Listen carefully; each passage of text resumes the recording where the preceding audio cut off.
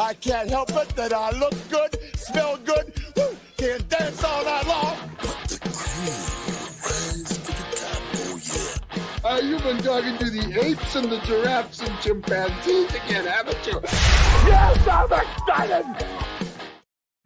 There we go. All right, we are ready. Hey, good evening, everybody. Welcome to another exciting episode of Fast Freddie Rocks Youngstown, coming to you live and direct right now from the Youngstown studios in beautiful Youngstown, Ohio. And we are back. We were off last week, right? What did I have last week? I had something. Oh, yeah, that's right. You know what? I was off sick last week, and it was the Monday after the Super Bowl. So what are people thinking right off the bat? And I won a block pool, and I was bragging about winning the block pool, and I had to call off work the next day. I wasn't on the air on Monday. That's right. I was off sick.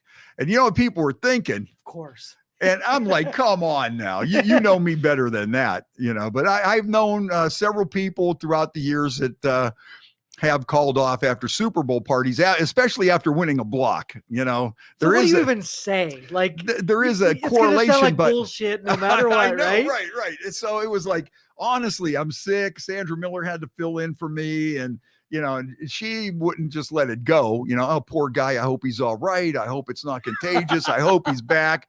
You know, it was just questioning my honesty about that. And here's my thing. Okay. You really have a problem if you can't make it to work by 3:00. No matter what you do, even no matter right. Three's doable. Yeah, right. If you cannot make it to work by 3:00, you have a problem. Yeah. And I think that in all the years, I think that's only happened to me one time, not making it at 3:00. I was at a Conneaut Lake Park, and we just had a hellacious weekend. And I think it might have been Memorial Day weekend or Labor Day weekend, one of them. And I remember waking up in the Hotel Conneaut, you know, and it's Monday or Tuesday. Everybody's gone, right?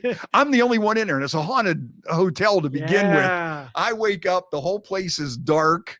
You know, it's taken me a while to even figure out where I'm at. And I look at my watch, and it's like 2:30, and I'm in Conneaut, and I'm like, I got to call Viking Jim. I'm like, Vike, dude, you better jump in there, man, because who's ever in there? Yeah, I think he was on, and I was like, somebody's got to jump in there and cover for me. I said, there's no way I'm going to make it back. But that was one time. So, I mean, a Super Bowl party, if I can't make it to work by 3:00, you know, I mean, I'm just, you know, I could handle that. You got to be kind of a lightweight if you can't make it by 3:00, right. You know, so. Conversation this morning, like BJ and I were talking about you. Yeah. And we were like, did anybody check in with Freddie for today? Yeah. And we looked at the clock. I was like, oh, it's only 11 a.m. He's not up yet. He's not even up yet. That's why some people say, well, how do you do that? Well, the trick is you don't get up at 7:00 in the morning. It's not like, you know, I'm out all night at these things and then, oh, it's 7:00, time to get up. You know, yeah. It doesn't quite work that way. That's I'm letting out too many secrets though, but that's pretty much how it works. And that's why I wasn't here last week. It was a Super Bowl. Well, you were missed. Yeah, okay. Well, we're back in action, and I got a bunch of people I'm lining up, and well, you know what though? You kind of double crossed me. Okay. Okay. What did I do now? No. Okay. Shit. What did I do? Okay. I've been wanting to get Gary Ramey on for a long time from Peppermint Productions. Right. Then I log on and I see you have him on. Yeah. And I didn't want to have him on again, like quick, like I'm copying off of you.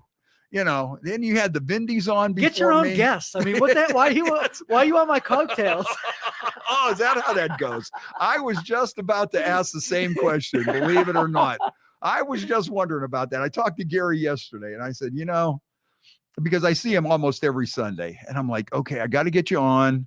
And he's like, yeah. And then that's what happened. And then he's I said, a good dude. I said, oh yeah, no, especially I know a lot of the stuff about that. Not that you and everybody else that have interviewed him in the past year, you know, I'll get the sloppy seconds after everybody else is done here, you know, but, oh, we got to say hi to Trenda, tuning in down in Florida today, FLA. Yeah, the Daytona 500 got rained out yesterday too. It's been kind of rainy down in Florida here lately, so it hasn't been their best nights. Not a good nice kickoff weather for in the the winter. NASCAR season with rainouts. Yeah. I didn't even see who won today. I just come straight from the radio station here. I will look it up because they still might be running. Yeah, you got this thing. How's this Google work? You asking questions and gives you the answer. It does. Yeah, it's pretty good. Right. Okay. Now I automatically have to laugh because when you see the points leader and the guy's name is Reddick, Reddick. At least it's not Dick Trickle. Well, that's the man. He's trying to cash in on the Dick Trickle popularity. Hey, there's only room for one Dick in NASCAR, you know. But that's the Craftsman. Okay, here we go. Race results lineup. Let's see. Joey Logano in first place. Oh, that's still not it. Huh. That's the stage 3. Oh, okay. They're almost getting ready to wrap up here. Okay, yeah, they're on lap 193. Ross Christian in the lead. Okay. All right. Where's Ryan Blaney? Yeah, where's Ryan Blaney? Where's our guy, man? Ryan Blaney. He must be having a rough day. He might have wrecked. Tyler Reddick is right above him. That might be my new favorite. That might be my new favorite driver. I got to get a shirt just that says that. It'll go with my Dick Trickle shirt. Yeah, so we were supposed to have our big NASCAR party yesterday over at the Ice House. You know, that's one of our big traditions there at the Ice House, our NASCAR party, our Daytona 500 party. And, you know, we had always been going on, you know, it's the home of the Dick Trickle fan club, unofficial Dick Trickle fan club. But, you know, and for the Daytona 500, we renamed the Long Island iced teas in honor of Dick Trickle. So we have the big Dick and the little Dick, you know, and it's one time of the year when men can sit around and enjoy a big Dick with their buddies. And it seems to work out pretty well. Yeah. So that's only for NASCAR though, you know, and it's only for a manly way. 6 laps to go. Okay. We're coming down to the wire here. So then, you know, and then starting the Dick Trickle fan club had its ups and downs. You know, it wasn't easy. Because first you need a name. So you got Jimmy Buffett. They call their followers the Parrot Heads. You got the Grateful Dead. They go with the Deadheads. So with the Dick Trickle fan club, when we come up with the name, not everybody liked it. Although some people really were, and it fit. So, you know, we nobody wanted to be a dickhead. What about Tricklehead? That's not yeah. Or that either. So now, you know, we're thinking about, okay, we need shirts. So the first idea somebody comes up with, I heart Dick. Nobody wants to wear that, you know, unless they're maybe a Jeff Gordon fan. Maybe a Jeff Gordon fan or two would want to buy the shirt. But other than that, you know, that was the end of that, you know. But so that was the trials and tribulations of getting the Dick Trickle fan club started. And you know, I think a lot of guys felt bad that they couldn't grab a big Dick yesterday and enjoy the race with their buddies. That's it. You know, but you know, we do have the Long Island iced teas in honor of Dick Trickle, and you could order one and not feel, you know, you could still feel manly about it because it's NASCAR. That's right, man. Exactly. Dick Trickle is the only racer that had a cigarette lighter in his car, and he drilled a hole in his helmet so he could smoke while he drove. So like he was a real NASCAR, you know, that was when Winston Cup was Winston Cup. Yeah. When you're driving down the track and you're smoking a cigarette, man. 200 miles an hour, 190 degrees in the car. Yep. Real man. That's how I look at it. So yeah, Dick Trickle. Hey, Brenda's checking in. How are you doing? How are you doing, Brenda? Brenda out in Polk, Pennsylvania. You ever been to Polk, Pennsylvania? Not been to Polk, Pennsylvania. By Franklin, Oil City. Ever been to Franklin? Oil City. Been to Oil City? I love Oil City. I like it up there. Tionesta and all those places. Great. I'm speaking in front of a school in Titusville. So that's okay. Yeah. I love riding my motorcycle up around there. That's a good part of town. I saw the Allegheny River was voted the Pennsylvania River of the Year. That's an amazing river too. It starts up in like upstate New York and it goes all the way to Pittsburgh. And then that's where it goes into the Ohio River. Is that where Clarion, like, is that the Yeah. And then the Clarion River comes into the Allegheny River right by Foxburg. That's another great place, Foxburg. You know, all those places I like to go to. And it's I can't always get there. I like going up there. I like, fishing on the Allegheny River. I like riding my motorcycle around there. I like going up the Cougar Bobs on 666. That's a good place. And, but I never have I got to make time to get out there and do that. Hey, Hogs is checking in. How are you, Hogs? What's going on, man? Hogs always on the case, man. Hogs is there. Yeah, we're getting close to the end of the race here. And Tyler Reddick is my new. What position is Mr. Reddick in? Good question. Boy, it's a good thing we had somebody come along to take Dick Trickle's place. That's right. You need a guy like Reddick to fill in for Dick Trickle. Dick Trickle wasn't really that good of a racer, but what made him famous was on Sports Center. On Sports Center when they first started, and Boomer, Chris Brennan, right? Okay. Is that his name? Or, Boomer. And so every week they would have they would just mention how Dick Trickle did in the race. It didn't matter. The name. Yeah, right. It didn't matter. Dale Earnhardt set a record or whatever, but it'd always be, and the NASCAR, Dick Trickle finished 16th today. It was more like 42nd. Yeah. But everybody, the more they talked about him, then that's how he, it just caught on from them on Sports Center. You got to have a good name to be in NASCAR. You have to. Yeah. But what got me into NASCAR was really Dale Earnhardt. I'm on the South Side. I never knew anything about NASCAR. Every once in a while, you'd see Richard Petty on Wide World of Sports. They'd cut to the, because Wide World of Sports, they would just go, they'd show you the guy ski jumping. And then the next thing you know, they would go to a weightlifting competition somewhere. And then it'd go to like a NASCAR race. And Richard Petty would be riding around in that Superbird or whatever he had with the spoiler Big and everything. Wing on the back. Yeah. And then you'd watch that, and so then you would keep going, and then all of a sudden I started seeing in the newspaper about this guy Dale Earnhardt, or he got in a fist fight, or this guy was mad at Dale Earnhardt because he pulled this move, or and then I started saying, this guy's pretty interesting, and so then weekly I just started reading the newspaper to begin with, and oh man, old Ironhead got into a Rusty Wallace at Talladega or something, and then you'd read the whole story, and then it was like, hey, this is pretty cool, and then from there I got into racing that way. It's not the same if you don't have like a driver to follow. Yeah, right. You definitely have to have a driver. Okay, let's see here. Are they going to go into overtime? They got a few laps left to go here. But yeah. Hey, I got to say hi to Barb Cerny, Miss Barb Sunday. Barb and Marianne and Lenny, they're like our regulars. They come out to the NASCAR party, and I'll tell you what, we should have probably just had a party. We should have probably just had a party. But then I would have probably called off work today. And, something would have happened. It has nothing to do with the drinking. It was just a fluke illness. But, yeah, you know what? I really hated to make that call. And I the first thing I said, hey, listen, guys, this has nothing to do with the fact that I was at a Super Bowl party late last night and that I won a block pool. But I am not feeling good.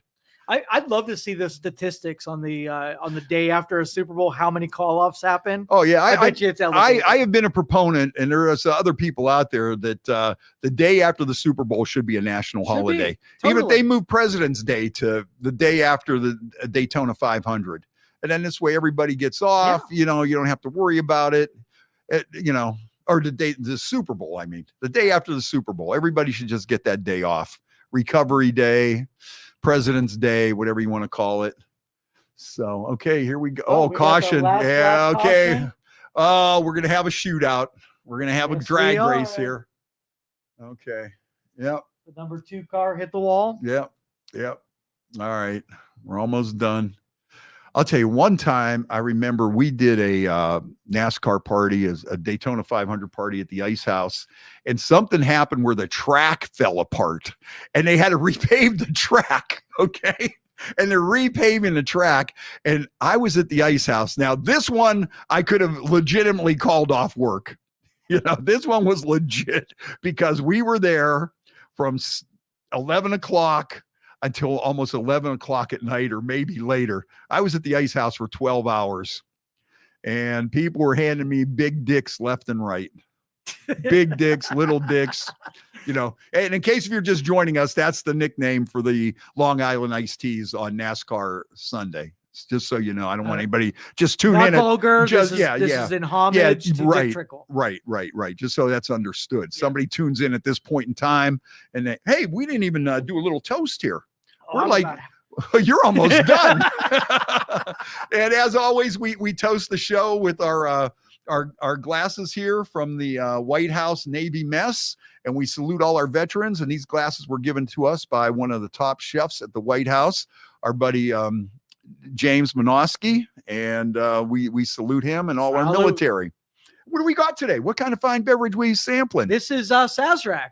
Oh, okay. What is that? Show me. It is a bourbon. It is a rye whiskey. Rye whiskey. Okay. And it's my second favorite rye whiskey. Oh, okay. Next week we're gonna have a Redemption rye whiskey in there. High rye. It's my favorite. High rye. I like the sound of it. I like the sound of it.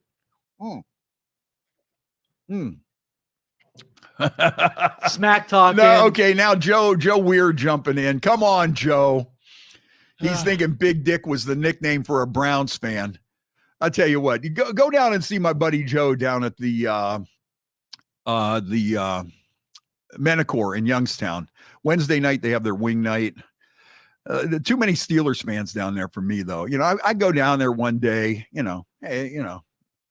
hey, just to hang out and hey, see what's going on and spread some love, spread some cheer. And I mean, some of these Steelers fans down there, I just want to go in there, have a drink, say hi. Oh, hey, Fast Freddie, we love you. We listen to you on the radio all day. Thank you for coming to our place, gracing us with your presence. I'm sure this is a big event for us.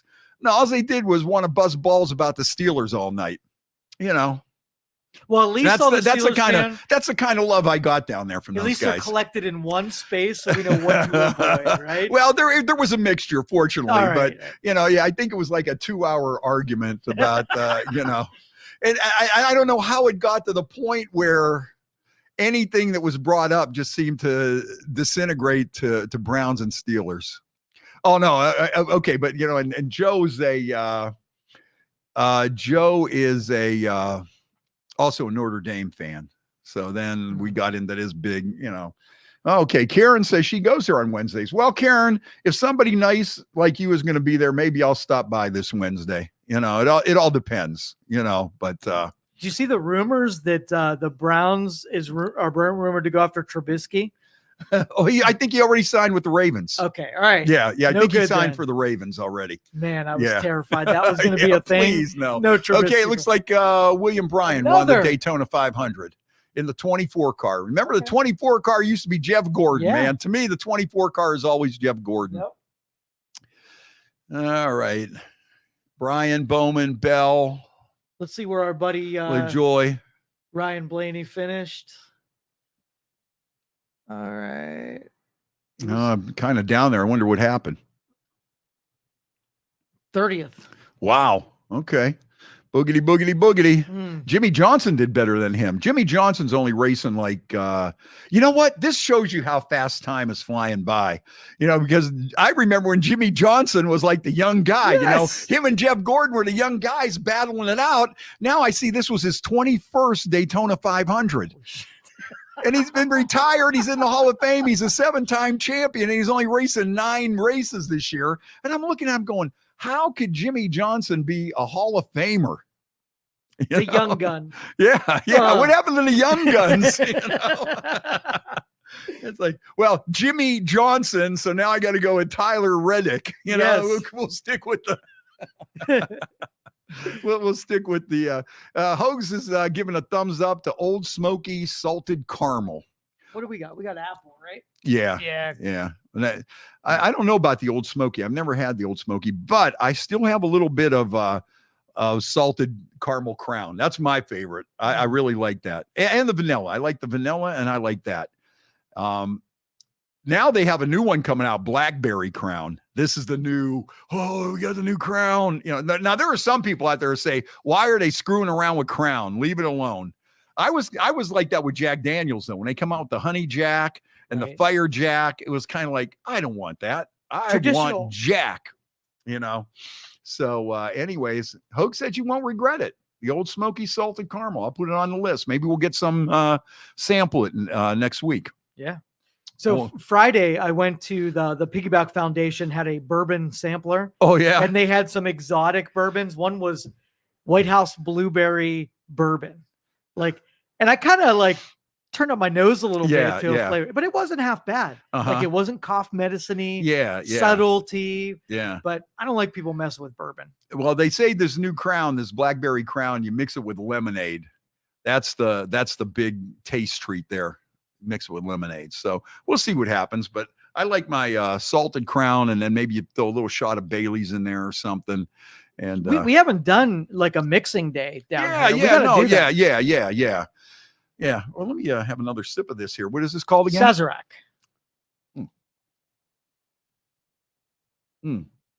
Hey, my buddy Paul Maverick is checking in. My buddy Greek. What's up, Greek? How you doing? Friends since like first grade. Really? At Bennett School. Nice. I'll tell you what, and me and him could sit down. We might not see each other for a year, and we sit down and we just pick up where we left off. You know, it's just like it's like nothing, you know. Yep. I always like seeing old friends. You know, some people I don't care about my high school. I don't care about this. I don't care about that. I think it's nice when I run into somebody that, you know, that I went to grade school with or whatever, and we still sit there and chat, or even on Facebook, you know, there's just that kind of a bond, I guess, you know, where you sit there and go, okay, hey, that's pretty cool. Yeah. That's pretty cool. And I did fire up the phone line. So if you want to announce the number. Yeah, okay. The phone line's 330-595-1600. I don't know if I want to throw that out there or not, but since you mentioned it, it's on there. We don't fire it up all the time. Yeah, so take advantage of it because it's limited time. Okay. You know, that's not something that I necessarily encourage, but you know, if you're saying that, I haven't drank enough yet to really get this going here. But yeah. So what else is going on? I went to the Michael Stanley tribute on Saturday night. You know, Michael Stanley, of course, is one of our must mentions. If you got the sounder, we'll get. There we go. Okay. Can't hear it here, but it's right. There. Okay. All right. Yeah. It was a really good time. It was a really good time. And Gary Markowski and Michael Gismondi, both from Youngstown, who were members of the Michael Stanley band right in the Heartland days of like 83, 84. And it was a good time. You know what, though, kind of got me? And I hate to say this because this has been just bugging me lately. The Michael Stanley band is celebrating its 50th anniversary. And I'm like, how could this be? How could this be? You know, and I think a lot of us that were there, we got hosed. Like, a lot of us that were there were just like, how could this in 50 years, you know? You know what I found out, though? And maybe because I am one, it seems like the older people today aren't old like our grandparents were. You know, I look back at my grandparents, they were younger than me, and they looked like, you know, grandfather's wearing his pleated pants up to his belly button with a tight belt and little fedora hat. And my grandmother had cat eye glasses and, you know, gray hair and a flowered day dress and a house coat on and, you know, with a pocketbook. And, you know, it's like, we don't come across like that. You know, I mean, if you would look at your grandparents when they were 60 years old, especially if you're say 50, 60, if you look back at your grandparents when they were 60 years old, you would look at them and go, what? You know, so I think we're a little bit different. Maybe it's rock and roll that keeps us that way. I think it's, you know, because when you look at some of these pictures out there too, like you look at like Sammy Hagar and Bill Clinton are the same age. You look at Sammy Hagar and you look at Bill Clinton and you go, okay, you know, the rock and roll is keeping this guy going. Right. You know, who else did I see? It was it was like somebody and Mitch McConnell, maybe like Mick Jagger and Mitch McConnell. And you're looking and go, okay, why is he like this? And this guy looks like that. And I think it's because the politics wears him down, but the rock and roll keeps you going. The age like 10 years in a year. It keeps you going. Where rock and roll keeps you young, where I think if you get involved in politics, it ages you faster. But that's just my but the Michael Stanley show was great. The band is called In the Heartland. And I'll tell you what, you know, being away since Michael's been gone for a couple years now, and then hearing these songs live again, you realize what a great songwriter he was. You listen to some of them words to some of those songs, like even In the Heartland and some of those songs. And I'm listening to these songs and I'm listening to these songs and I'm thinking, wow, if some country band out there would record some of these songs, these would be hits. I don't know why, like, some of these country bands aren't going back and, you know, Trouble in the Heartland, you know, the people are under strain and all this stuff. And I'm just sitting there and I'm going, man, you listen to the words of those songs and it's like, this guy was really a good songwriter. Of course, thank God for the man who put the white lines on the highway. You know, Let's Get the Show on the Road, Rosewood Bitters.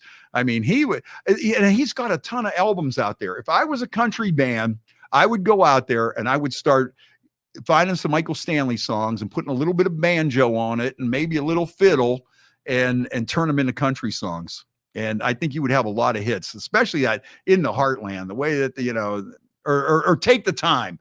That was one of them. I even told the guy next to me, I go, listen to this song. I said, you know, what if like somebody like Florida Georgia Line or somebody would record this song? They would have a huge hit, as popular as country is right now. You know, you're just listening to the words and you're going, man. And the guy gave me a high five. So anyways, we had a lot of good party pictures. We had a great time. The music was excellent. And, you know, it just brings back such great memories, you know. I mean, I've been a fan of Michael Stanley from day one, from the very first day practically, and to the very end. And I've seen him in every configuration, in every different venue that you could imagine. And, you know, and I think around here, the Michael Stanley Band, for a lot of people, that was the first real concert that a lot of people went to see, whether it was at Youngstown State, whether it was at Struthers Fieldhouse, you know, some of the different places that he played. And I think that was really the first concert that a lot of people went to. Hey, we got Hogs on the phone. You still there, Hogs? Hello, Hogs. I'm there, Freddie. Hey, what's going on, up, man? bro? What's happening? Tell me about this caramel Old Smoky. Hey, $21.34, Fred. Okay. It is magic. Okay. Now you can go buy some Crown for $26.68. Yeah. Because I'm going to tattoo all the prices on me. Okay. The liquor I drink. And you're just as good at $21.34. Yeah. At $26.68. Yeah. So it's a math game, Fred. It's a math game. You know, I hate to sound like an old fart or something, but I've been going to the grocery store lately and the prices are just amazing to me. You know, you spend $60 at the grocery store these days and you get a little bag of shit. It's like, man alive. I know, Freddie, you know what? Remember what I said. The next tattoo I get is going to be $21.34 on the Old Smoky Salted Caramel. Now, 3 months ago, it was on sale for $19.20. And I'm going to tattoo that on me too. $19.20? Yeah. For 3 months, it was on sale. It's every bit as good as any Crown you're going to get. Okay. Now, I understand this. If I'm sipping Crown, it's going to take you to a higher level. Right. Because Crown's Crown. Yeah. So I can appreciate that. But when the day's done, if I want to go ahead and fucking manage my life and do some other things, I'm spending $21.34/$19.20. Yeah. I'm tattooing all this shit on me. You know, that's almost a 6-pack that you could get to go along with it. Absolutely. You know, yesterday I was at the store and I like to drink that Body Armor to stay hydrated. They had the little bottles of Body Armor were 3 for $6. I bought 3. I bought 9 of them. And I'm going $18 for nine little bottles of, you know, and how about, you know what? And it's just stupid stuff. Pop. I bought a 12-pack of Pop. It was like $10. You know, it's like $10 for a 12-pack of Pop. Come on, get with it. Hey, Freddie, there's 2 W's in life. 2 W's. Water and whiskey. All right? Yeah. Water and whiskey. Yeah. Stay with the water, stay with the whiskey. Okay, that's what I'm going to do. If that's what you say, and I'm going to have to stop by and you know what? and try out the Old Smoky. Hey, Freddie, you know what? You know what? I've never had you over the house. You're that close, but I never had you over the house. Okay, well, because I'm always on these goofy hours and stuff. It's an excuse, Fred. No, it ain't okay. I will stop by, Hogs. I will stop by. I know I always say it, but I will. At some point in time, just like when you asked me to go ride the motorcycles. Yeah. I'm asking you to come drink some whiskey. All right. Okay. If we got the salted Crown, or if we got the salted Old Smoky, I got to come down just for that. And I'll go ride my bike with you. All right. That's a plan. All right, Hogs. I will stop by and see you. I promise you. Well, Joey, I love him. Okay. He's right here. He heard you. Hogs loves you, baby. Who loves you? Hogs loves you. That's who. All right, Hogs. I'll see you soon, man. All right. All right, brother. Okay. Okay. Bye. Bye. All right. Let's see here. Rock and Roll Hall of Fame announcements. This is all. I think they do this just to piss people off. I think they throw these people out there just to piss off the rock and roll people. So this year, the inductees, the nominees are Mary J. Blige, real rock and roll. Mariah Carey, Cher. I could kind of get Cher a little bit, but even that's a stretch. Dave Matthews Band, okay, Lisa rock and roll, and he's out there and he's a jam band and he's got his place and he's got his own unique sound. Eric B. and Rakim, they're like a hip hop duo. I mean, come on, Foreigner. Yeah, I could see Foreigner getting in there. Peter Frampton, well, biggest live album of all times or close to it. So he does have his place. And he was in Humble Pie and a lot of other stuff. Jane's Addiction. I could see Jane's Addiction. They were on the floor, especially Perry Farrell kind of got Lollapalooza started and stuff. So I could see their impact and what they do. And Jane Says, I think, is a great song. Mountain Song. Those are a lot of good songs. Kool and the Gang. Now, Kool and the Gang, I could see, here's how I see some of these bands, okay? Because they're like a funk disco thing. And I think, you have to have those, if they started at a time in the 50s or 60s when rock and roll was everything, when Ray Charles was rock and roll and whoever else was rock and roll. If that soul kind of sound was in the rock and roll umbrella, then I could see it, And I think, Kool and the Gang, they're kind of that funky and dancey. Plus the guys are from Youngstown. So that'd be nice to have them in there just because. Lenny Kravitz, has he really been around long enough? Has he really made a big splash other than a few songs, American Woman and he can play that guitar though. Is there anybody out there going, man, I saw Lenny Kravitz in concert and that guy made me want to pick up a guitar? And I mean, okay, yeah, other than what is the other one? Are You Gonna Go My Way, right? Yes. Okay, so he's got 2 songs out there. Poppy songs. Yeah. Then Oasis, they're that alternative sound. You know what turned me off against Oasis? Well, first of all, they're always fighting with each other and stuff. They're not. It seems to me like they're not really serious about the music because they can't get their shit together. But the thing that turned me off about them at the beginning was how everybody was comparing them to the Beatles, and everybody had them crown the next Beatles when they put out their first album. These guys are it. They're the best Beatles. This is it, man. And that hype just snowballed, which sometimes that hype like that is bad for you. It'll kill you. So to me, it just got like, okay, these guys aren't the next Beatles. I'm not even interested in them now. Forget it. But I'll tell you what, I went to see him in concert one time, and it was kick ass. I got to say, Wonderwall and But baby, are you gonna be the one to save me? The champagne supernova in the sky.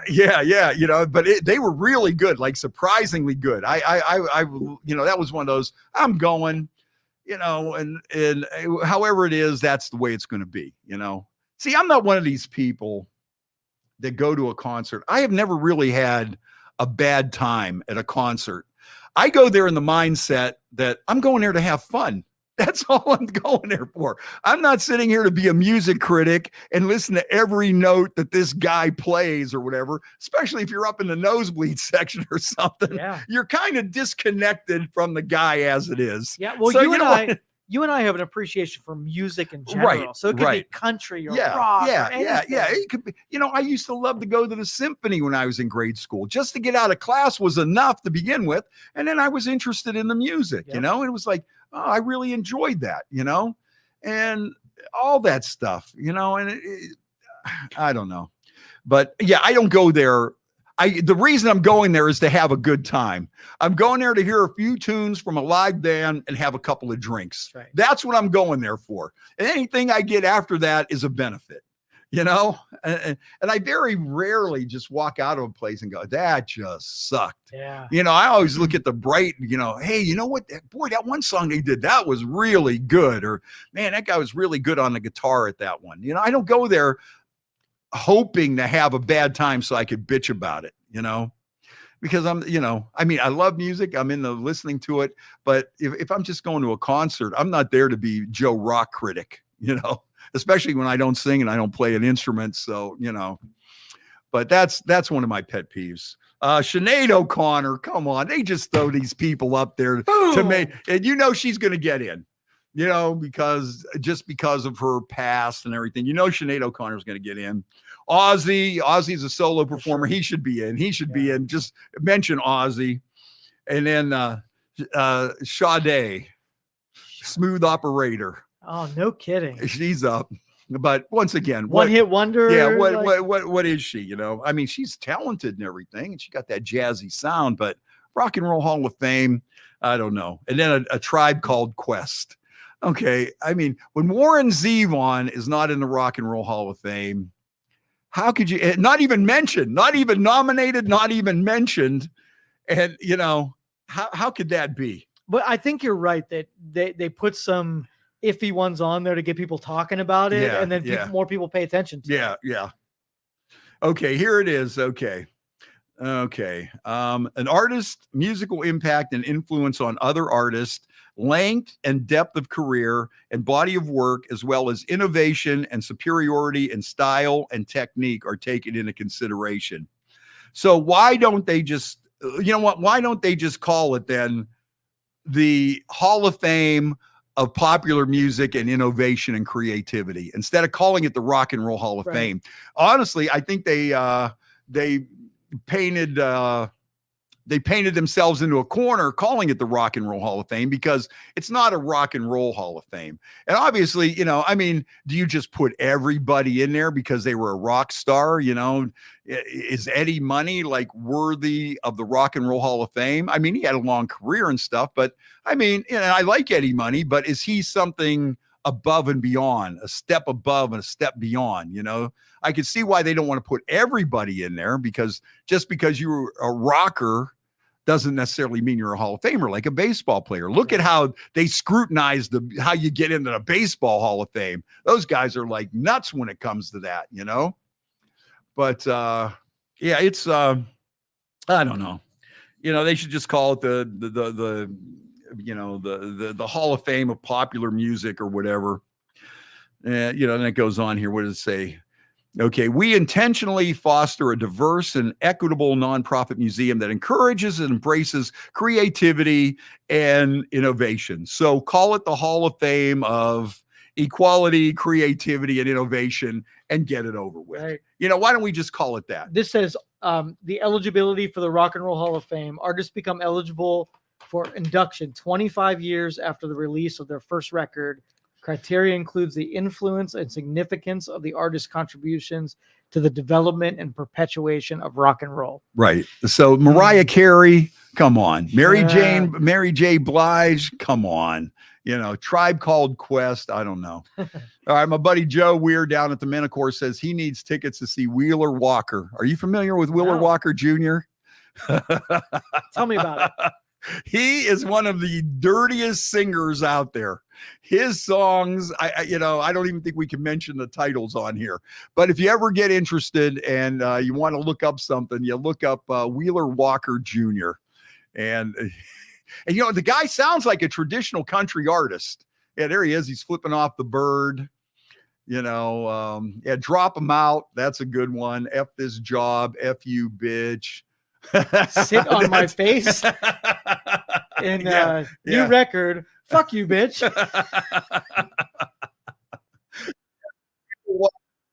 That guy, he's something else. He's something else.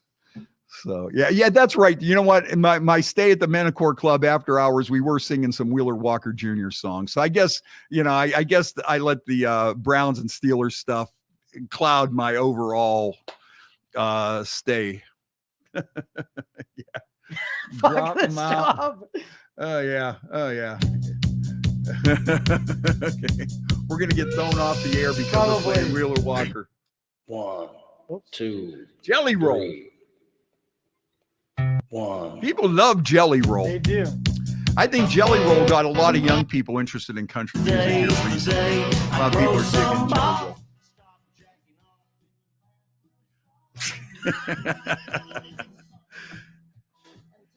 See, that's why I can't, you know, Joe's just a bad influence. Not you, Joe Weir. You know. And that's supposedly the guy that's a big Notre Dame fan and was giving me the whole lecture on being Catholic and how you're obligated to root for Notre Dame and, you know, and then he wants Wheeler Walker Jr., you know, make up your mind. That's right. Make up your mind. Don't be a hypocrite, you know. So anyways, we'll have to get him a Browns jersey to wear. Maybe that'll straighten him out a little bit. An Ohio State jersey. Conversion. Yeah, for sure. Yeah. You know. He's one of them guys who's wearing like 4 different teams gear and stuff. It don't make sense. Depends who makes it to the Super Bowl. Like, is he in his Kansas City garb right about now? No, I'll tell you what though. He's pretty much a Steelers fan. All right. You know, yeah, he ain't right. But yeah, getting back to the Michael Stanley show, that was a lot of fun.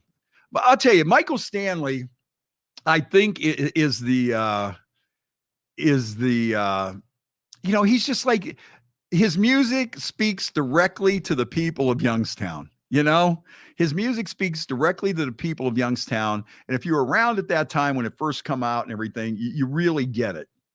And, you know, Danny Pecchio, one of his early bass players, was from Youngstown, and he went on to Glass Harp. And Michael's mom was from East Palestine. And Biden was down there the other day. I saw that. You know what? I was happy, and I think everybody was happy that he didn't mix up the people from East Palestine and call them Palestinians. Yes. You know? I was a little worried he was going to go off. You know, you see the damage and destruction, and you're thinking Palestine, you're thinking attacking, and, you know, so fortunately he pulled that off okay. Send the residents down to Egypt. Yeah. So fortunately he was able to keep it together. Good so job, I was happy about that. Joe Weir says he's a Swiftie after that game. You know what? A buddy of mine, Dave Lenahan, old college roommate and stuff, and he's like in the music business down in Nashville now. I got to go see that guy. I haven't seen him in ages. Same like Greek, man. Paul Meyer, I got to get out and see these people. I would like to retire and just go see some of my old friends, you know?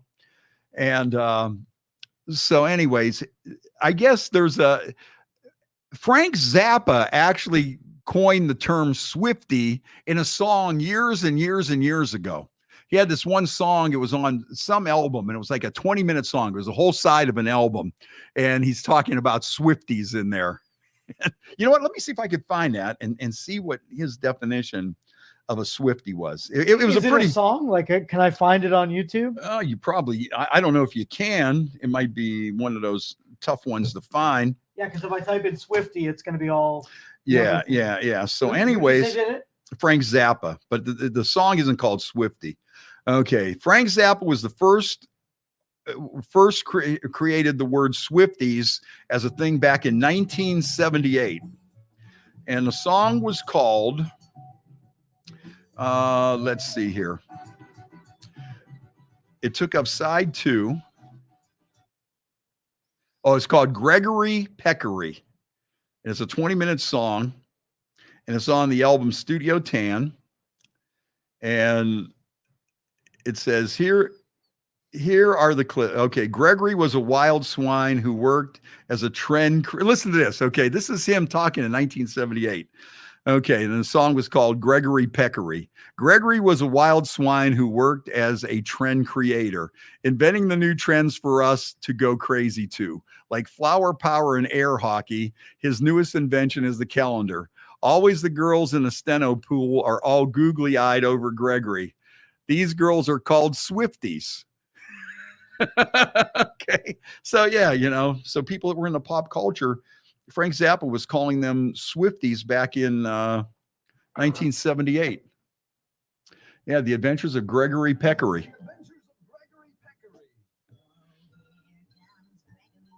Yeah, where he says Swifties at, it could be just a 20-minute song. So not going to listen to a 20-minute song. Yeah. So anyways, if you're a Frank Zappa fan, look that up. But Frank Zappa was actually the guy that came up with the term Swifties back in 1978. You know what? I don't really have a problem with Taylor Swift. Me neither.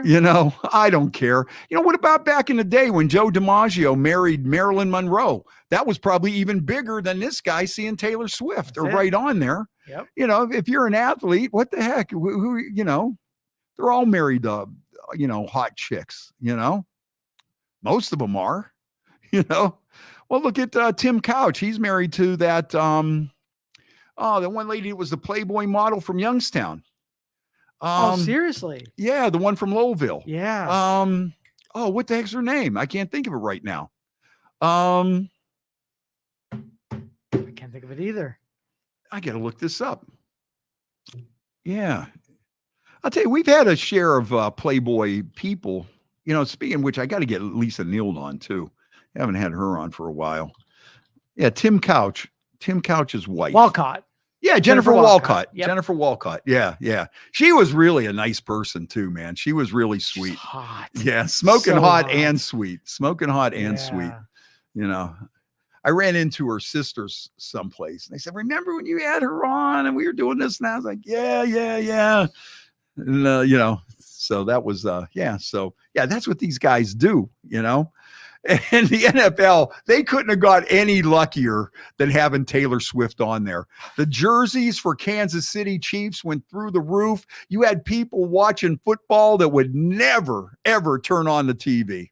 So, Can I ask your opinion on something? Okay. No, I'm not giving out my opinion. No opinions. No opinion. Okay. Sports Illustrated swimsuit edition canceled. How do you feel about this? You know what? That is just terrible. We got to get over that. You know what? I mean, it's almost like they're pushing Islamic law on us when you think about it. If a woman wants to do that, and if a woman feels confident and feels good and looks good in a bikini and likes to show off her body, who cares? What's it to anybody? Nobody's holding them at gunpoint. Nobody's doing that. You don't have to buy it. You simply just say, oh, I'm not buying that. That's disgusting. If you think that way. But that's my problem, is people just telling us what we can and cannot do. I have a basic problem with that to begin with. I have it under control though, but I have a basic problem with that, and I always have. Don't tell me what we can look at. Don't tell me that this is right. Don't tell me what that's wrong. I'll make up my own mind, and I really don't care too much about what you think, honestly. And if you tell me I can't, I want to do it twice as much. Yes. You know what? That's just, I don't get it. If you're a woman and you don't want to put on a bikini, don't put it on.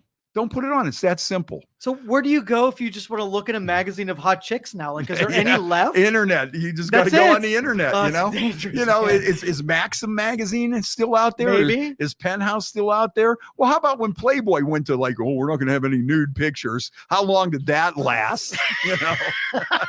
That lasted about an issue, Yep. Oh, we just want, well, you know what? It is to the point now. Who even cares? You want to look at that many? You want to look at naked people go on their thing and all free of charge. Even free of charge. You don't even have to go to the drugstore or something and buy like 3 or 4 other things. And so you have your dirty magazine shuffled in there and a pack of condoms shuffled in there with a whatever. Yeah, you don't have to subscribe to 12 issues of baseball and sports to get the Playboy. Right. Yeah. Okay, well, I'll buy this and this and this, you know? Yep. Yeah, you don't even have to do that anymore. Now, who was your first Playboy model that you can remember as a kid? Oh, I can't even remember. I couldn't tell you a name. What was that one? Anna something. Anna Nicole Smith. Yes, that was the first one I remember. She went off the deep end. Remember that? And then she married that old guy, and didn't she end up committing suicide or drug overdose or whatever? Yeah, she got in big trouble. You know what? Now, when you look at some of the Playboy people that have committed suicide and have come to, you know, at the end there, when these people started spilling their guts after Hef died, you know, there was a lot of goofy stuff going on there. Who would have thought? Yeah, in a mansion full of Playboy bunnies. Yeah. And this guy's eating Viagra like it's you know, M&Ms or Barbie Benton. That was another one. Barbie Benton was an early Playboy playmate that met an early untimely demise. You know, but yeah, I mean, there was a lot of craziness going on there. Yep. You know, but you know what? Like I say, you know, all this stuff, it's killed wet t-shirt contests. It's killed bikini contests, you know, Miss America. You know what? It's not your business. If you want to go to a biker rally and they want to have a bikini contest, it's none of your business. Right. Then you drive right by. You just drive by. You don't look, you know. That's why I'm surprised, knock on wood, that like in Daytona for Bike Week. But who's going to go protest down there? You know, are you going to go to Dirty Harry's during Bike Week and protest the wet t-shirt contest? Are you going to go to every one of those bars down there that have these scantily clad women that are wearing a thong and fishnet stockings and a duct tape of an X over their nipples? Are you going to go down there and start protesting and telling these guys they can't go in there and stuff? And that this is degrading. Yeah. You know? Speaking of which, I can need your opinion ×2. Okay. Twin Peaks, the restaurant in Boardman. Have you gone there? Not yet. Right. Yeah. What do they say? The home of the world's best racks or something? Yes. Yeah. We needed that. Yes. Yeah. You know, I think that's when this town went downhill, is when Hooters closed down in Niles. I think we just went right down the dumper right there. Yep. If I could pinpoint the exact point, some people say the steel mills closed down, and some people will say Lordstown closing down, and some people will say the loss of the manufacturing base in America in general due to foreign competition. I say we started going downhill when Hooters shut down. Yep. Hooters and then Babylon, and we haven't been back since. Right, we haven't been back since. Although I've been seeing Skippers out in Lordstown has been appearing on my well? Yeah, it's still around. Oh, that's you know what? And for some crazy reason they pop up on my Facebook page. Don't ask me why. The algorithm is so confused. Yes, they do. How does that happen? I have no idea. And I think Palace in the Pines is still open too. You know, I look at this stuff and I'm thinking, wow, I have not been to Skippers in ages. And then they used to have been there. I heard horror stories. They used to have swingers in downtown Warren too. Really? That was another one. Okay. Oh yeah, swingers in downtown Warren.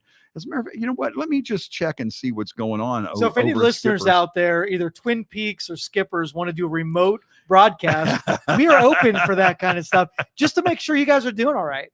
Yeah. And Palace in the Pines, that's still open. That place has been around. They have me down as following Skipper's Gentlemen's Club. They say I'm following them on Facebook. How could that be? Totally. I think I've been hacked. Yeah, I think I've been hacked. Let's see here. Come and see the beautiful girls and our beautiful bartender, Liz. Liz will be pouring all your favorite drinks, and all our girls will be here for your entertainment, plus to help you keep warm on a summer night. Dancers tonight, Octavia, May, Rainbow, and T. Nice. Oh, now, they have pictures of them all. Is that like a bikini bar? Is that full nudity? Well, they're not going to show probably on there. Let's see. On the weekend, they had May, T, Rainbow, Kitten, and Octavia. Oh, yeah. I love those stripper names. They're Kitten, my favorite. There's Kitten, May, T. Oh, there's one hanging upside down from a pole, but it looks like they got bikinis on. You know, They got the high leather boots and they're swinging on a pole, and is this Facebook, by the way? Yeah. So your ads are going to be great for the next week or so.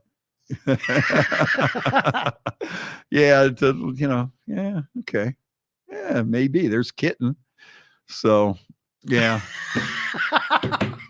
We're going to go out there and protest and shut it down. Yeah. I'm so offended. Prude. I can't even look at it. Yep.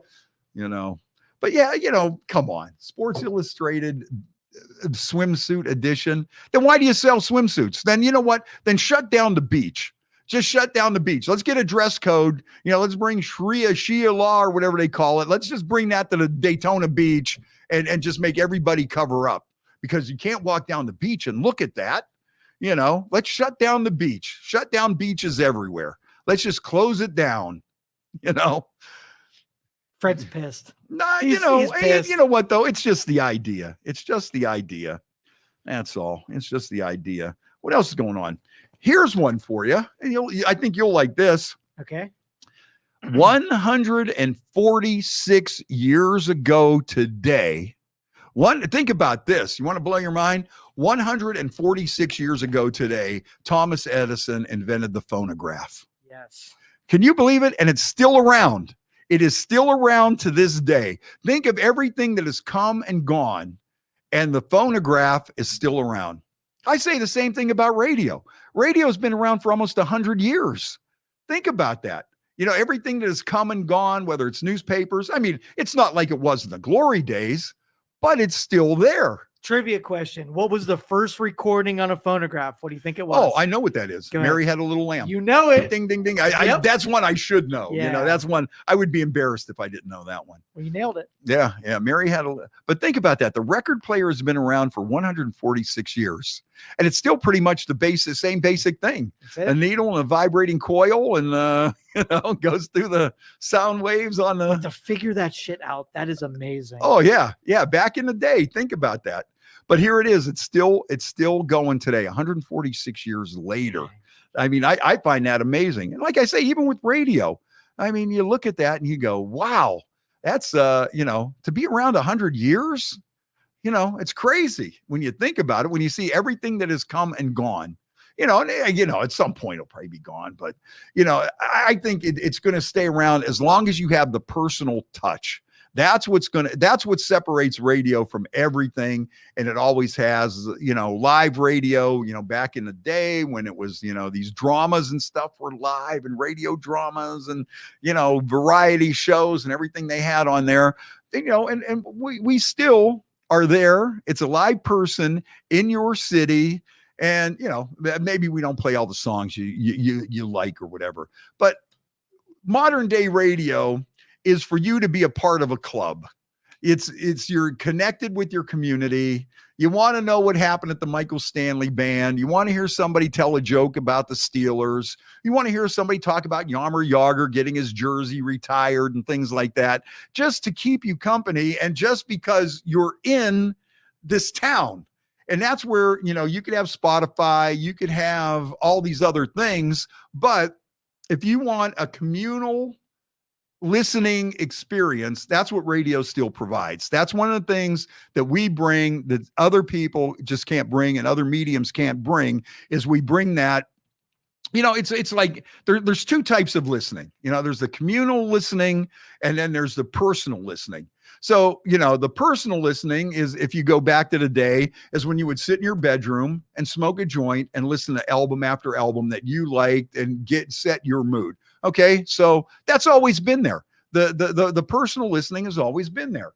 But when you want to hear, you're heading down to the Michael Stanley show and you want to hear somebody say, hey, what's going on tonight? Everybody's having a good time or whatever. It makes you a part of a club, a part of a group. That's what sets it apart. You're not going to get that on Spotify. You're not going to get that. As long as we have that human touch, I think it'll go on for a while.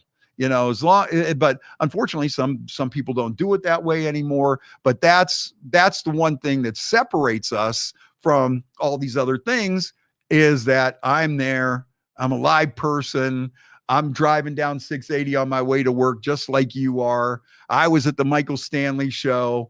I'm remembering this or that, and you can connect to that. And, and so that's what I think separates it. And that's one of the reasons why radio has been able to stick around, and even with like talk radio or whatever, you're still interacting with people. It's still the personal interaction that you get. And the more local, the better off it is. So, that's one thing. That's why radio's been around for 100 years. And, it can continue to go on. But like I say, nothing's like it is. But the fact with all the competition that's out there, with the internet, with the internet, with Spotify, with, and I'll tell you, more and more people are starting to look at this. You're looking at the grocery store, and you're sitting there and you just paid $60 for this tiny bag of groceries. You paid $18 for 9 little bottles of sports drink. And then you're sitting there and saying, do I really need XM for another $20 a month? Yep. And on top of that, do I still need Spotify? And on top of that, do I need, if you start looking at some of your subscriptions, you might look at that and go, should I really be spending $100 when I listen 20 minutes a day? 25 minutes a day, on my ride to work and on my ride way back, is it worth it for me to pay $30 a month just for that? I don't know. And radio was the best from the personality standpoint. You got to fill that role. Right. Like as a high school kid, we would get out of school, ride around in my 81 Cutlass, listen to CD 106, smoking cigarettes, listen to Fast Freddie crank phone call, like for hours. Yeah. We'd listen to the songs to get back to Freddie to be jerking somebody on the chain. Yeah. But so that's the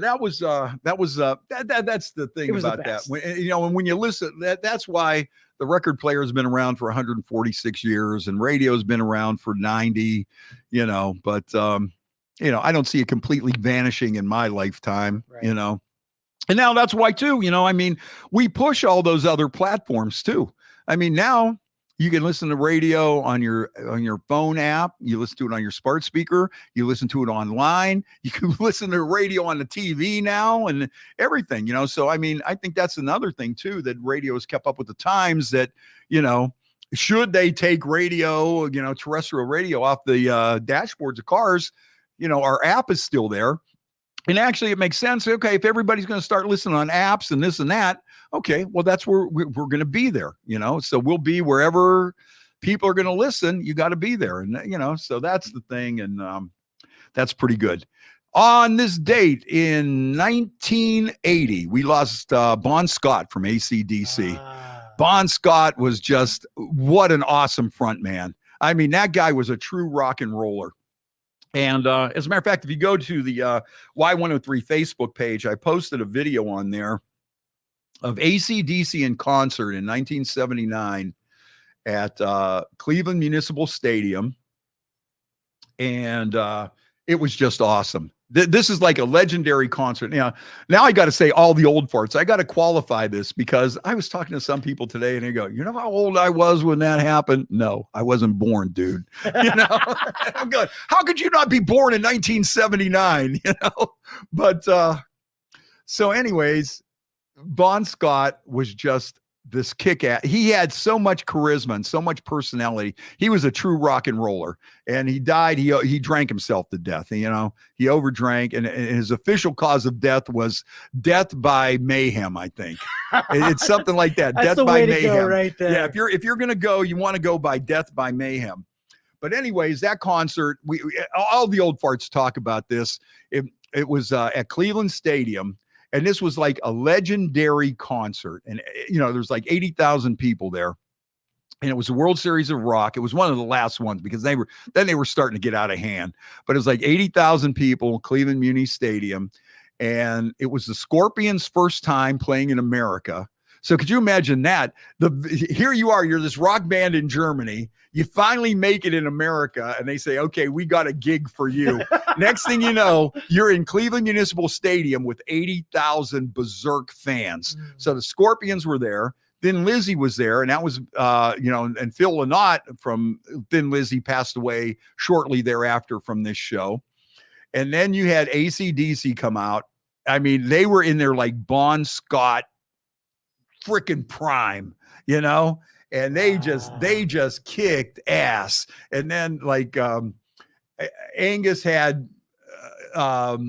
or Bon Scott had Angus on his shoulders, because this was before cordless mics, and he's in the middle of this crowd just jamming like, Live Wire or a Whole Lot of Rosie or one of them songs, and people are going berserk. Then it was Journey at their really peak. This was when Journey was really hitting it, and they had their shit together, man.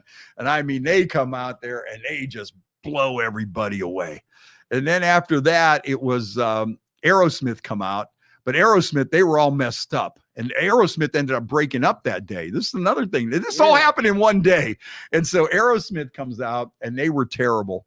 And I know John Gorman, who was the program director at WMMS at the time, when they were like you can't even wrap your head around how big and how influential they were in rock and roll at that time. And he says that Steven Tyler climbed on like a banquet table and did a line of cocaine the entire length of the table. Holy shit. And then I guess the girlfriends from the band got into a fight, and the guys all got into a fight, and they broke up for years after that. And it all happened there. It all went down there. And then Ted Nugent come out he was at his double live gonzo, Wang Dang, Sweet Poon Tang, Great White Buffalo.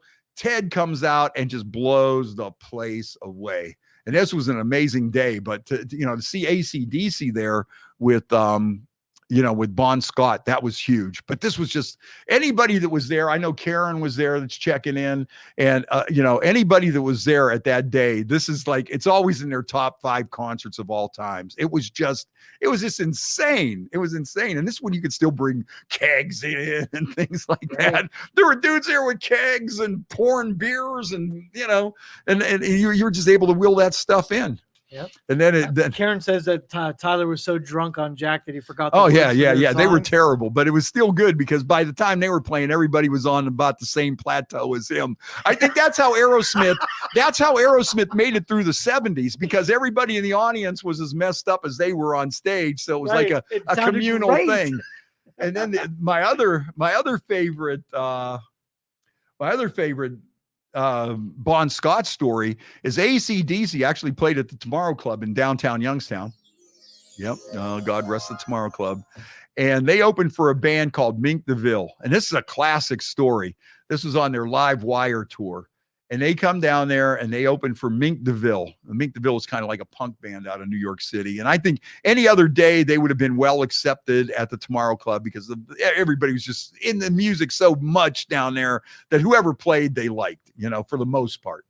So all of a sudden, though, AC/DC comes out and they just blow the place away. They played 7 songs. That was it. They played like Whole Lot of Rosie and a couple of other things, the Jack and a few other songs.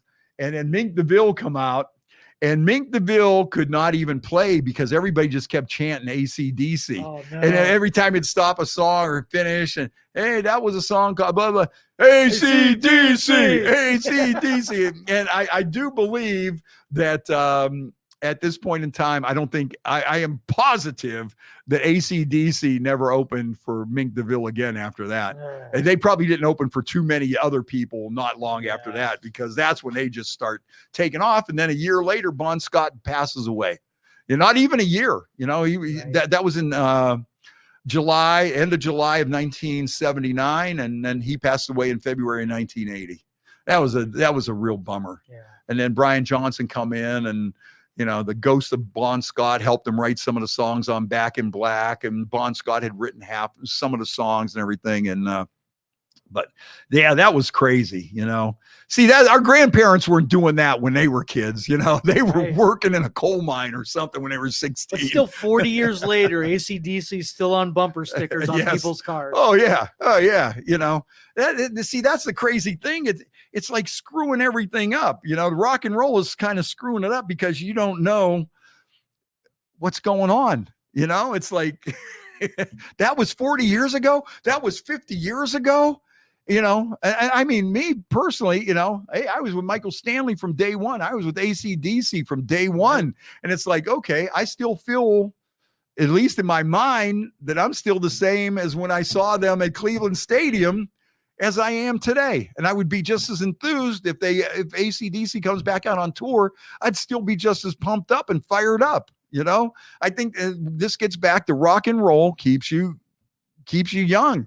It really does. It's got that spirit. It's got the energy. And that's what makes you, you know, still makes you want to, you know, hey, I was at that Michael Stanley. I was right up on the stage, beating on the stage and, you know, dancing with girls on the side and everything, you know, and it was just like, you know, and you're looking at some of these people and they're like 70 years old, but they don't come off like they're 70. They don't come off like, I'm hobbling in on a wheelchair or anything. These people are over at the Horseshoe drinking shots of Jack and they're smoking a joint out in front of the place and eating an edible and coming in there and rock and roll, you know? And it's like, you know, some of these, you know, it's good to know that there's like a lot of 70s rock chicks out there that are still into it and having fun and, you know, rocking and rolling. You know, it's kind of like the fountain of youth, man. It just brings you this energy that, you know, makes you feel young. Now, here's where I draw the line. Okay. Then when you start, though, unfortunately getting into the 60s acts, when you go see the Buckinghams, probably when you go see Tommy James and the Shondells, then you see the old folks. You know what I mean? Then you see the old folks, the people that were young, you know, like on the upper end of being young when Tommy James came out in 1966. You know, now you see those people and now you're kind of... They're not partying. They're not doing... No. You know, but, you know, we just used to have so much fun doing this stuff, you know, and I really do think that rock and roll is what keeps people young. I really do. Because when you listen to it, say you listen to Y103, yes, we play classic rock, and yes, we do play some of the same songs a lot and whatever. But those songs, every song we play invokes a memory in somebody's brain, whether that was your uncle, your crazy uncle's favorite song, whether that was your dad's favorite song. If your dad made you listen to CD 106 on the way to school every day, you know, if you were raised by bikers and old hippies and they wouldn't let you listen to Tupac, this is what you were listening to. And so it just invokes these memories and it just invokes good times. And that's why it's lasted so long. Plus it's good. I don't even want to get to the fact that the Beatles have been around for 60 years.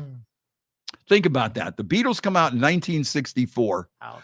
Go back 60 years from 1964, and you'd be listening to music from 1900s.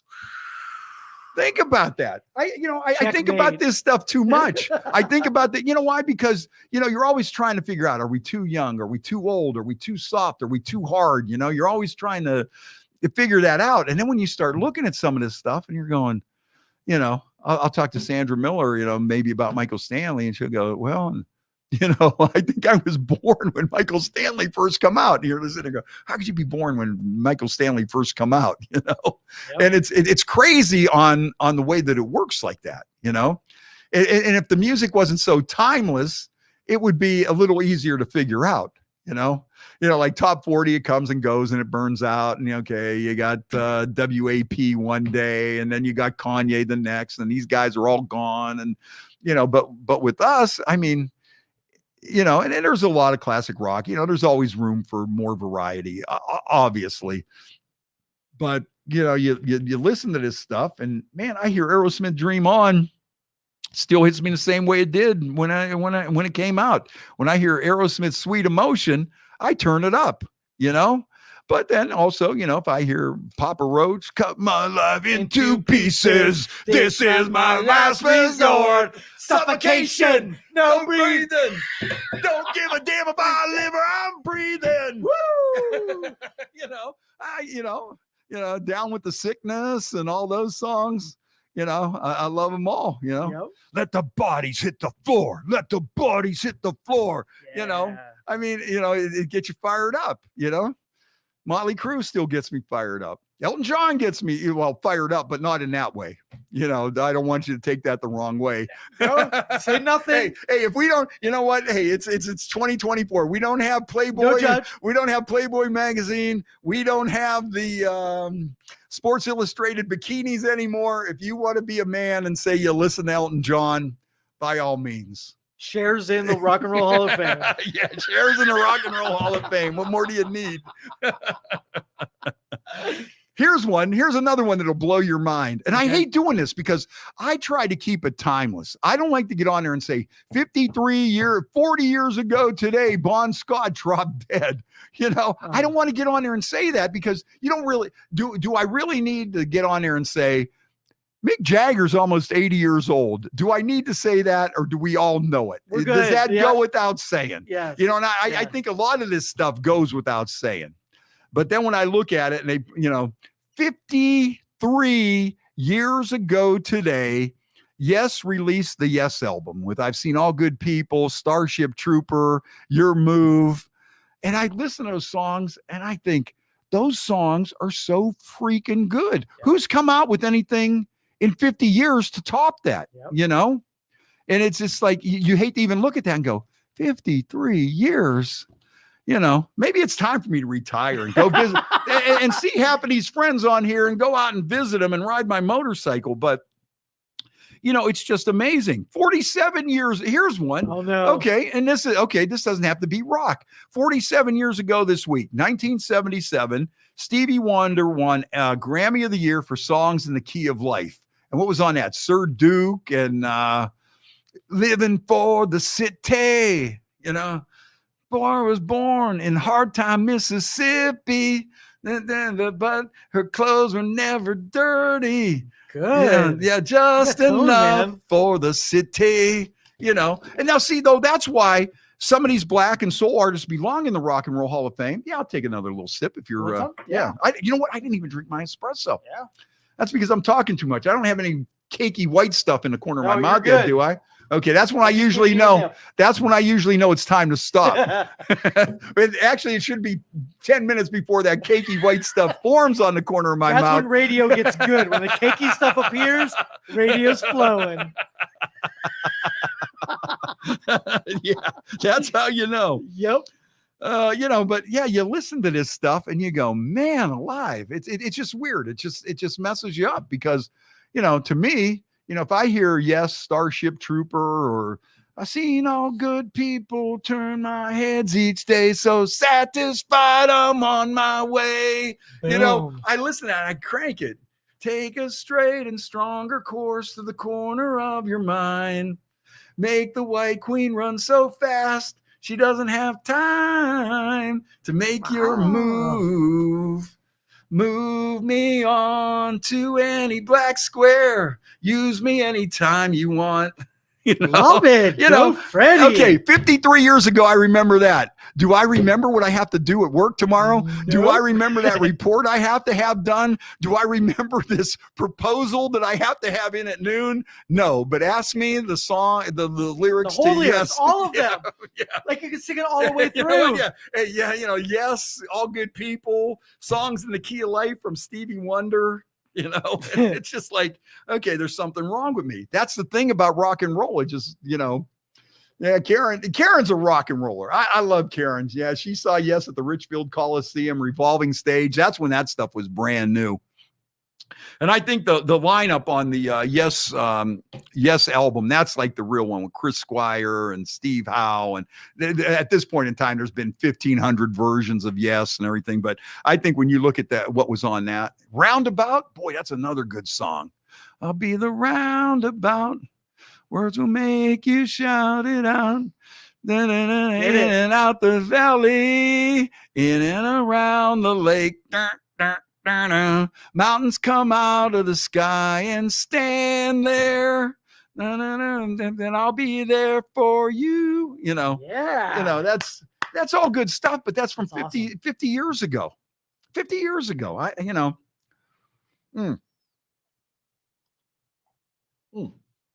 When you hit an espresso like that, that's meaningful. Right there. Especially after we've been going for about an hour and a half now. You know, I hope you have nothing to do yet. I got a stack of notes here a mile long. Other things this week in rock. Yeah. Okay. So Bon Scott has been gone 44 years. How could 1980 be 44 years ago? You know? See, I'm doing stuff that I really shouldn't be doing is talking about this as like how long ago it was, you know? It's like it's like revealing like secrets, like, you know, you never want to talk about this, you know, you don't want to talk about that. That guy died 44 years ago. No, it's just like, yeah, it makes you feel old and you don't want to feel old, you know? And then let's see, 42 years ago. Now, this story to me seems like this happened yesterday. 42 years ago, 1982, Ozzy Osbourne was arrested for taking a leak at a statue at the Alamo. Remember that one? Yes. That was, okay, yes. Just for that, Ozzy belongs in the Rock and Roll Hall of Fame. 100%. 40 years ago this week, Cherry Coke was introduced, which I thought was a long time coming. I was a fan of the Cherry Coke, still am. I still like Cherry Coke. 30 years ago this week, Pamela Anderson and Tommy Lee got married.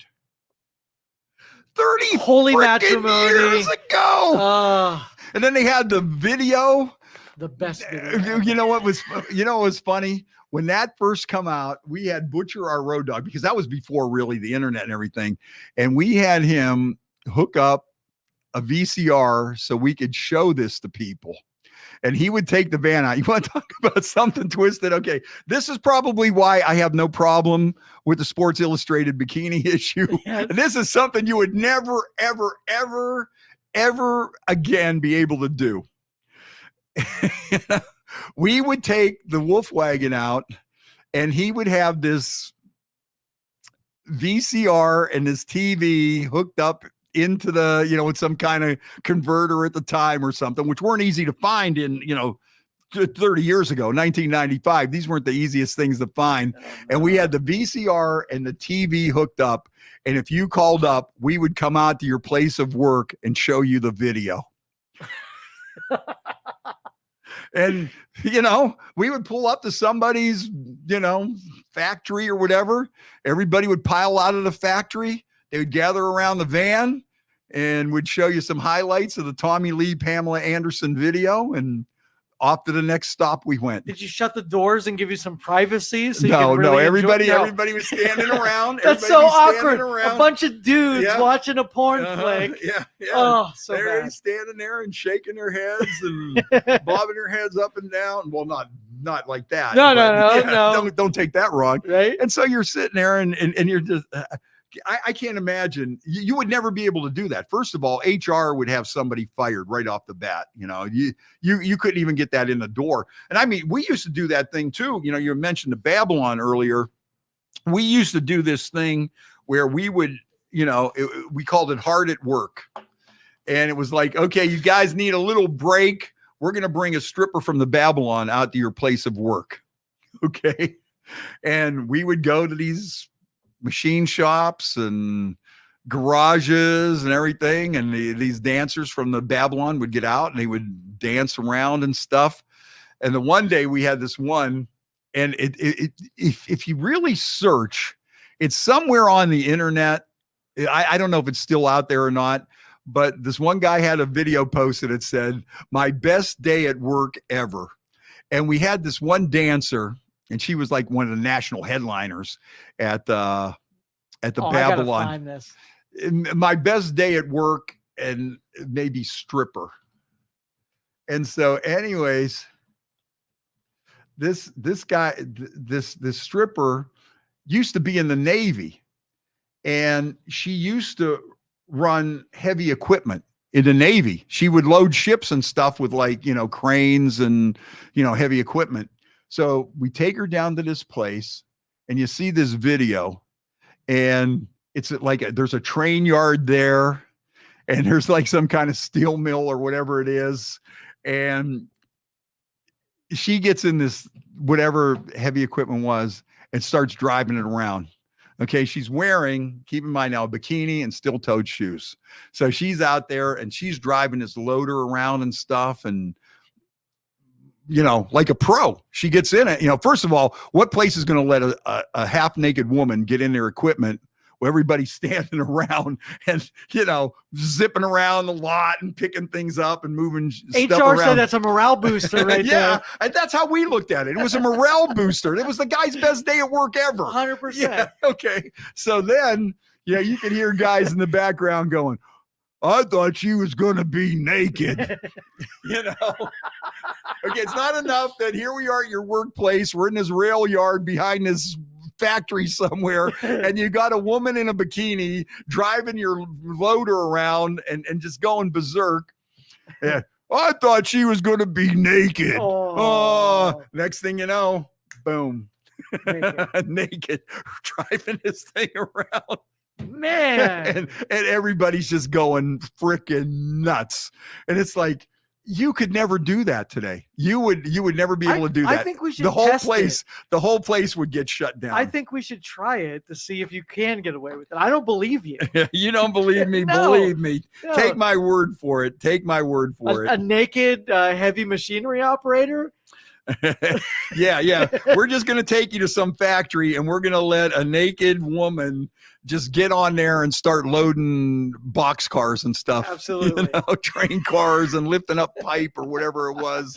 No pun intended. Yeah. Right, exactly. Yeah, she's moving some pipe. Yeah, there was some pipe being moved that day. There was some movement going on. I'll tell you what, though, tomorrow's a sad day. 21 years ago tomorrow was that big fire with great white in Rhode Island. One of the worst fire deaths in American history. And I'll tell you what, to this day, this thing really breaks me up because Ty Longley, who was the guitar player at that time for Great White, got killed in that fire. And his dad still works out at Sharon Speedway. Mm-hmm. And his dad and me became really, really good friends when I was working out at Sharon Speedway. And we were doing a lot of stuff. And he was always talking about his son, Ty. And, he's showing me all these pictures. And he'd go out to California and party with them. And he was just such a nice dude. He was just such a great guy. And you see these pictures of him. You look him up online, Ty Longley, Longley. And I'll tell you what, he was just such a super guy, super talented. And I'll tell you, when I heard the news that morning that the fire and it involved Great White, and the first thing that hit me was like, I hope Ty's okay, because I never met him, but through his dad, with all his pictures and stories, I'd come out there and go, oh, you're not going to believe, man. Last week I got to go out to LA and we met up with the band and blah, blah, blah. We were here and we were there. And I'll tell you what, to this day, I'm still broke up about that. And that's been what now, 21 years ago. And, a lot of people from Sharon know him, a lot of people from Majory and everything. And he was just an awesome, awesome dude. And then, for that to happen, I'll tell you, I still remember how bummed out I was when I was just numb, when that news come on and I heard it and they go, and it was a concert by a band, Great White. And I was going like, oh, I hope Ty got out of there, man, and unfortunately he didn't. So, every year, I send out my condolences to his family and, we should have Pat on the show. He would be a really good guest. Great storyteller. Oh yeah. Let's do that. Yeah. We got to get him on. And, even just his stories at Sharon Speedway and all everything that's gone on out there. Yeah. So that was really a sad thing there too, but, God bless you, Ty Longley, and you are missed. And that was a tragic day. And to this day, 20 years later, our thoughts and prayers go out to his dad and his family. Although I don't like to say that, thoughts and prayers, because I think nowadays people just throw that around like, So, but no, I really do feel for his family. And like I say, I never met him, but I felt like I knew him just through his dad, and he'd always pull out some pictures or something. Go, hey, look at these, whatever. And, so proud of him. Yeah. Oh, so yeah, great. yeah. Or hey, they're working on this new album, or man, they're on the road, or I went out and seen them in wherever, and the guys, the guys in the band would treat him right and everything. And boy, that was really a sad thing, but I don't know. I hate to wrap up on a sad note like that. What else we got? I know we were talking about boobs and yeah. And then you bummed us out. Yeah, so I gotta have something else on here to end on a high note. And like I say though, that was I know what, Yammer Yager. They retired his number. Yammer Yager, what a crazy guy. I love Yammer Yager. And boy, what a character he was. He come to the United States at 18 from the Czech Republic, couldn't speak English, biggest star in hockey at the time, and he was just a character. He had that mullet going, and I miss the mullet. Maybe the resurgence of interest in Yammer Yager will bring back the mullet. I was a big fan of the mullet. What else they call it? The Tennessee waterfalls, the Kentucky waterfalls. Business in the front, party in the back. Yes. I used to love the mullet. I thought that was like the best thing going. Now this hair I got now, it's just like just can't do it. Like it's just totally out of control. But maybe if they'd bring back the mullet, I'll tell you who had one of the craziest mullets I ever seen. This guy that was on like the road crew for David Allen Coe. Imagine that. And he had this mullet that was so badass, it was like the perfect mullet. I just, I wanted to even go up to him and say, dude, that is just badass. Keep it, let it fly, man. Don't say it's almost die. Like you have to, like if you're a roadie for David Allen Coe, yeah, maybe it was mandatory. That's how he got the job.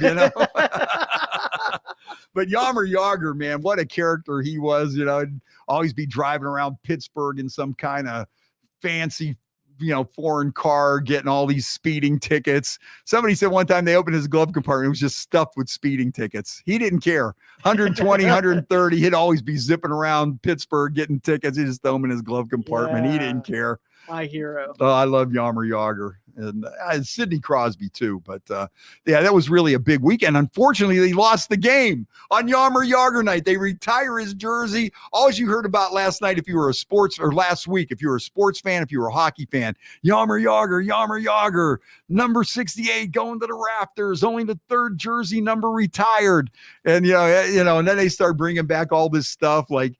They had a video of him at some record store looking for Bon Jovi records when he was like 18, 19, and he couldn't speak English, and he's trying to talk and everything. That's so cool. And the guy's such a badass. He's still playing hockey in Czechoslovakia. He still plays hockey in the Czech Republic. And of course, he's got like a 20-year-old girlfriend. Of course. That was one of his comments. He goes, she's a little too young to remember me playing for Pittsburgh.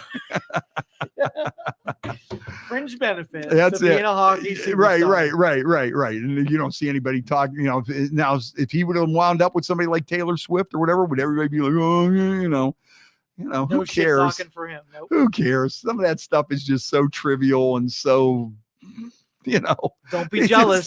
Don't be a hater. Nope. You know what? If you had a chance at Taylor Swift, you would be right there. Don't even tell me. Well, you ready to wrap up this thing? I am. This is a good one. I loved it.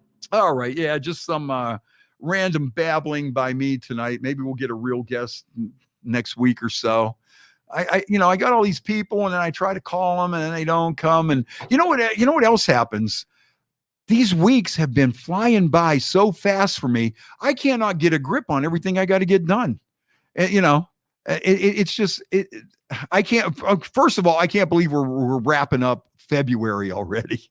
I'm looking at, I'm looking already, man, March 10th, we got the St. Patty's Day parade. The following week, the 17th at St. Patty's Day. And I got something else coming up, probably March Madness and everything. And then the next thing okay, April will fly right by. Now we're in May. We're talking bike nights. It's like right back into the grind. And it's like, I need a little bit of a pause here, Yeah. What are you doing for St. Patty's Day? Let's see. I will be at the St. Patty's Day parade on the 10th. And after that, we got a little party going on, big party going on at Magic Tree. And St. Patty's Day, I'll be at the Magic Tree in Boardman all day. St. Patty's Day on a Sunday this year. So Come on Monday. Like I got a prediction. No, don't even go down that road. I will be on the air Monday afternoon following St. Patty's Day, no matter what. Sandra, listen to me. Monday, if Freddie is feeling a little under the weather, I'm going to translate that to you right now. St. Patty's Day extended into Monday. 100%. Never. I will be there Monday the 11th after the parade party, and I will be there Monday the 18th. I will be there at 3:00. Can we write this down and get a little signature? Yes, you can. Okay. You can take that to the bank. Okay. If you're going to bet against me from being there, don't. Like I say, if I am not there, if I can't make it there by 3:00, something is radically wrong. Then I'm going to check into rehab. All right. That's my motto. If I can't make it by 3:00, I will, I'll have to, now I'm not going to say what kind of condition I'm going to be in. I still might be wearing my kilt, my highly stained kilt. But now the challenge is in. You're going to show up hungover. Oh, you know what? No. Yeah. I mean, there's no way. If I just have to leave the magic tree and sleep in the garage at the radio station so that I walk across the parking lot, then I will do that. Yep. Right? Because now the challenge has been issued. Yeah. And honestly, I could not call off after two major events twice in a row. HR will be on to you. Yeah. When they look at your thing and they go, this guy called off the day after the Super Bowl. Uh-huh. He called off the day after the Daytona 500. Right. He called off the day after the St. Patty's Day parade. And New Year's Eve. What is going on here? He called off the day after St. Patrick's Day. Okay, is there a pattern here? Uh-huh. Does somebody have a problem? Excuse me, we have this little jar here. We would like you to take a leak in, if you don't mind. Just routine, nothing. No, we're not calling you out or anything. But it's just random, and your day happened to come up today. Yeah, that's no. I will be there, and now you have forced me to be there. I have no choice but to be there. Because you called me out. So no matter what it takes to be there, unless they won't let me out of jail, that's the only thing. The only thing that's going to keep me from being there is jail. Mm-hmm. That's it. Yep. There's your out right there. It's like, if you don't feel good, rob a Snickers bar. I'm in jail, dude.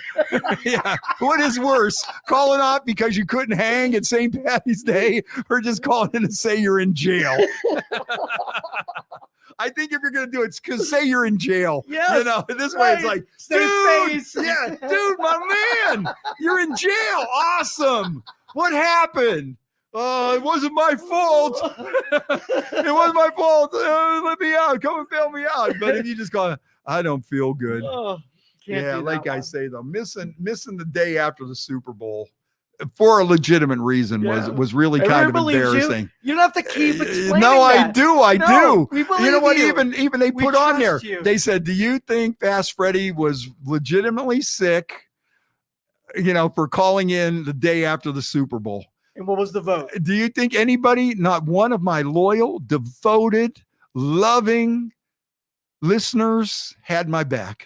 Nobody had my back. That's terrible, man. I know it is. I'm laying there, I'm sick on my deathbed I'm taking COVID tests and everything to make sure that I'm all right. And this is what I got from my friends. A proper influencer would have live streamed the sickness to really lay down the evidence. Yeah. They could have seen me there, like shivering. Yes. Yeah. With drooling, with a blanket wrapped around me. I'm really sick. I'm not hungover. With the thermometer sticking out. A hot water bottle or an ice pack on my head, and then I do the COVID test live on the air. Yeah. And I said, okay, listen, I'm going to sit here for 15 minutes. We're going to see. And when I test positive, you guys are going to feel bad. That's it. You guys are going to really feel bad that you doubted me. Yeah, that you doubted me. Plus I wouldn't lie about that anyways, because I don't want to come off looking like a lightweight. You know what I mean? I don't want to come off looking. But you got to admit, the timing is imperfect. Yes, it is. It's not. Yes, great. it is. Yes, it is. To this day, now you know what? And like some of the people that go back, the old schoolers, they called me up and they go, "What did you do? Get some bad beef?" Because one day Casey Malone did that, and it was obvious. She won like a huge block pool at the Super Bowl, and she was partying her ass off, and she didn't show up on Monday. And she just goes, "I got bad beef. The beef at the buffet was bad. They had some bad beef at halftime." Man. And so I didn't want to say I got the bad beef because then it's already been done. Then they would have known for sure that I was lying. But no, I really was sick from the Super Bowl. And I will maintain that. And if any people, we forgot to show our Thomas Edison. Oh, that's Tesla. That's his rival. Yeah. You see how I make that mistake. You know, hey, anybody can mistake Piss Tesla. Off the ghost of Edison. You don't want to go there. Hey, common mistake. Anybody knows that. Well, let me finish this last little shooter here and head on down the road. We'll do it next week. Hopefully we'll get a guest and you won't have to listen to me babble. The white cakey stuff is starting to form in the corner of my mouth. So at that point, that means it's time to drink a shot and head out down the road. That's it. All right, Joe, thank you. Great time today, as always, sitting here shooting the bull. Thanks, everybody, for tuning in and hanging with us here tonight. And I'll see you tomorrow at 3 o'clock on Y103.